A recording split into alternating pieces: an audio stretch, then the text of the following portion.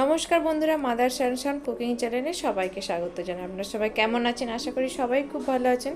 আজকে আবার একটা নতুন রেসিপি নিয়ে আসলাম, সেটা হলো মাছের চপ। কম বেশি এটা সবাই খুব পছন্দ করে, তাই সবাইকে প্রথম থেকে শেষ পর্যন্ত ভিডিওটি দেখার অনুরোধ করব। প্রথমে আমি জল কড়াইতে বসিয়ে দিয়েছি মাছ সেদ্ধ করার জন্য। আমার জল খুব ভালো করে দেখুন গরম হয়ে গেছে। তারপর আমি 4টে কাতলা মাছের পেটি নিয়েছি। তো একটা একটা করে আমি এবারে জলের মধ্যে দিয়ে দেবো।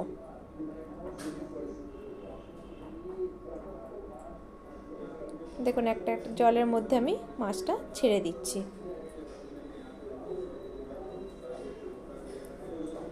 তারপর আমি জলের মধ্যে স্বাদ মতো নুন দেবো। তারপরে একটু হলুদ গুঁড়ো দিয়ে দেবো।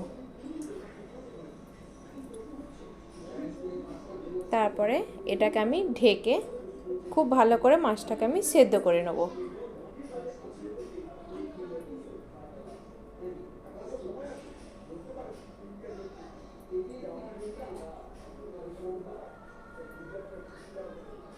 কিছুক্ষণ পরে মাছটাকে আমি খুলে একবার দেখলাম, দেখি না মাছটা সেদ্ধ হয়ে গেছে।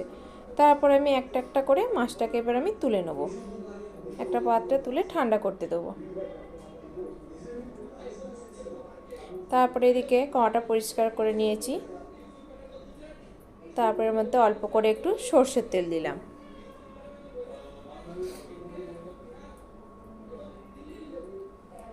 ভালো করে গরম হয়ে যাওয়ার পরে এখানে একটা আমি পেঁয়াজ কুচিয়ে রেখেছি, একটু ছোটো ছোটো করে একটু পেঁয়াজ কুচিয়ে রেখেছি, সেটা আমি দিয়ে দিলাম। পেঁয়াজটা হালকা হালকা আমি ভেজে নিয়েছি। তারপরে এর মধ্যে আমি একটু কাঁচা লঙ্কা কুচি দিয়ে দেবো। কাঁচা লঙ্কা পেঁয়াজটাকে আমি হালকা করে ভেজে নিলাম। তারপরে এর মধ্যে আমি আদা বাটা হাফ চামচের মতো আদা বাটা দিলাম, আর হাফ চামচের মতো রসুন বাটা দিলাম। ভালো করে আমি এটাকে দিয়ে মশলাটাকে একটু ভেজে নেব।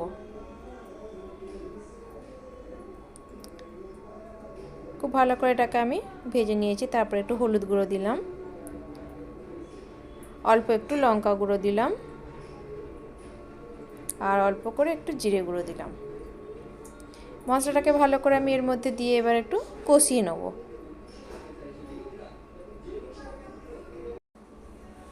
মশলাটাকে আমি ভালো করে কষিয়ে নিয়েছি। তারপর আমি কাতলা মাছটা যেটা সেদ্ধ করে রেখেছিলাম ওটা আমি কাঁটা বেছে নিয়েছি, সেটাকে আমি এর মধ্যে এবারে দিয়ে দেবো মশলার মধ্যে।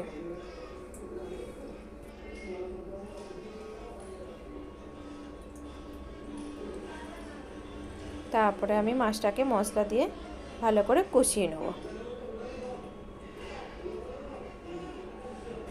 একটু টাইম নিয়ে এটাকে করতে হবে, সিমে এটাকে করতে হবে। তারপর আমি এর মধ্যে একটু অল্প করে নুন দিলাম।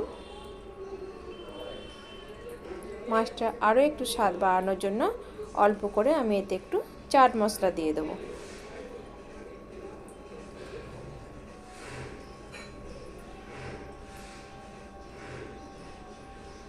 তারপরে মাছটাকে আবার একটু ভালো করে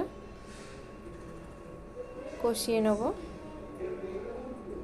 ভালো করে মাছটা কিন্তু এটা মশলা দিয়ে কষিয়ে নিতে হবে।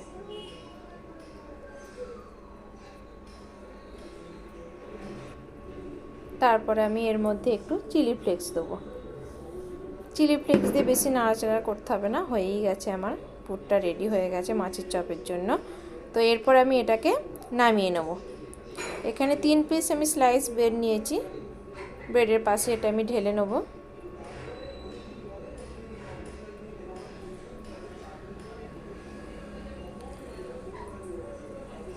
তারপরে আমি ব্রেডটাকে ছিঁড়ে নেব হাতে করে।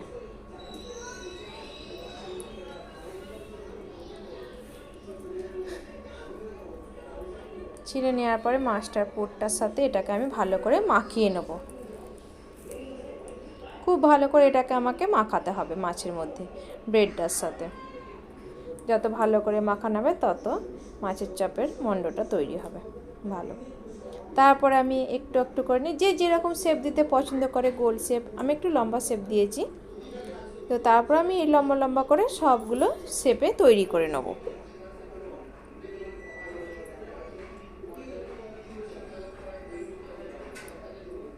একটা একটা করে আমি দেখুন প্রায় সবগুলো বানিয়ে নিয়েছি। তারপর আমি আবার একটা পাত্র নিয়েছি, একটা ডিম ফাটিয়ে দিলাম।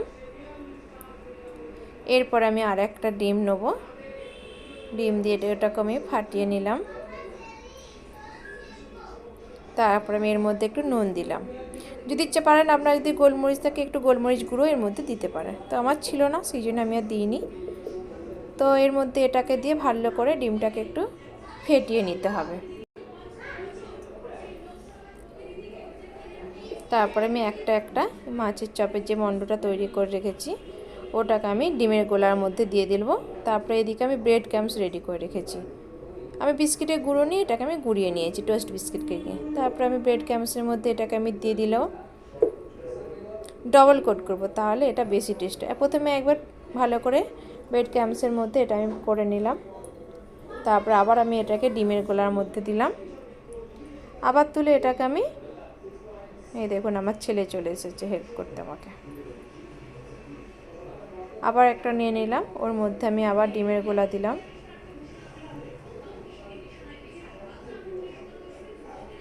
তারপরে আবার ব্রেড ক্রাম্বসে একটু মাখিয়ে নিলাম। তারপরে আমি আবার ডিমের গোলায় দিয়ে আমি পরপর সবগুলোকে কোট করে নেব। দুবার করে কোট করে নিলে একটু ভালো হয়, একটু মচমচে ভাবটা ক্রিপসি মতো হয়। দেখুন বন্ধুরা কত সুন্দর হয়ে যাচ্ছে, খুবই তাড়াতাড়ি। এরপর আমি একটা একটা করে সবগুলো রেডি করে নেব। দেখুন আমার সব রেডি হয়ে গেছে, এগুলো একেবারে ভাজার পালা। তো একদিকে কড়াই বসিয়ে আমি তেল গরম করতে বসিয়ে দিয়েছি। হালকা গরম হবে, খুব তেলটা গরম হবে না, হালকা গরম হবে। তার মধ্যে একটা একটা করে আমি এটাকে ছেড়ে দেবো। এটাকে সিমে দিয়েই ভাজতে হবে, খুব জোর আঁচে দিলে তাড়াতাড়ি এটা পুড়ে যাবে। তো অল্প আঁচে এটাকে আমাকে ভাজতে হবে। এদিক ওদিক করে উল্টে পাল্টে এটাকে আমি ভেজে নেব খুব ভালো করে।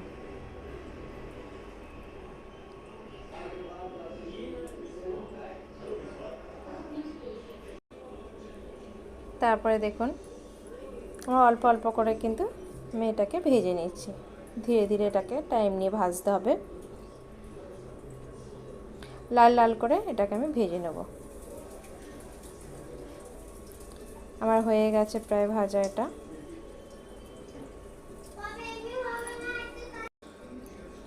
অল্প অল্প করে এটাকে আমি এবারে, এটা আমার ভাজা হয়ে গেছে, তো পরপর আমি তুলে নেব। আর দুটোর মতো রয়েছে, আমি ওগুলোকেও